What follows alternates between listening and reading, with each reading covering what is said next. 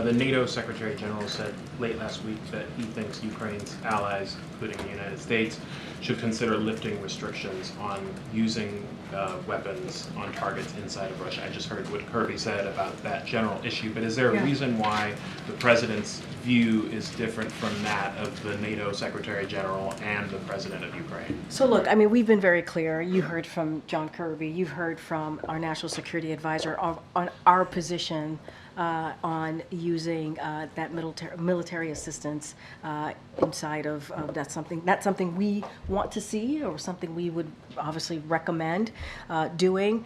But we also believe it is important that Ukraine has everything that it needs to defend itself, which is why the National Security Supplemental that was passed, that was incredibly important for the brave people of Ukraine to continue to defend their democracy. We want to see that continue, and we are very appreciative of NATO and our NATO allies and the more than 50 countries that this president has been able to bring together and support Ukraine in their fight for their own sovereign territory. I just don't have anything beyond that. We do not want this to escalate in any form, but we do believe that Ukraine needs to have everything that they need to defend themselves, and that's been our position.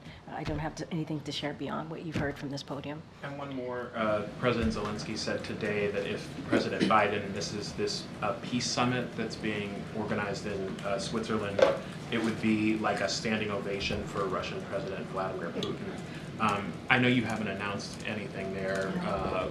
Is the president going to that, and does he agree with Zelensky's assessment of what his absence would mean? So just a couple of things I would say there, and you know this, we have actively participated in each of the previous Ukraine peace summit. That is something that the U.S. government has been obviously engaged, and we will continue to be represented in the summit, including the upcoming one.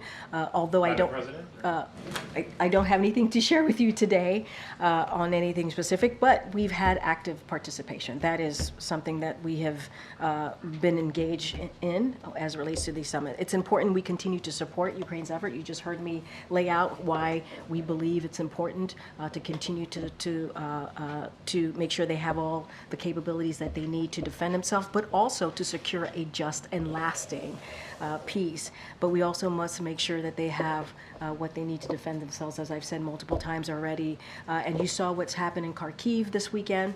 Certainly that is not important to note. 24 people were killed, and it was just horrific. And so this is why we need to continue to offer that assistance. We're surging assistance. On Friday, we just announced another package to Ukraine. That's how quickly we're trying to get that assistance out there.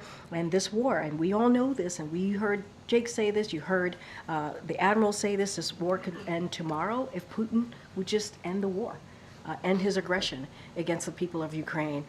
And so that's how we see it. I'm glad that we are all glad that Congress passed the President's National Security Supplemental, and we're going to continue to do everything that we can to get that assistance out there.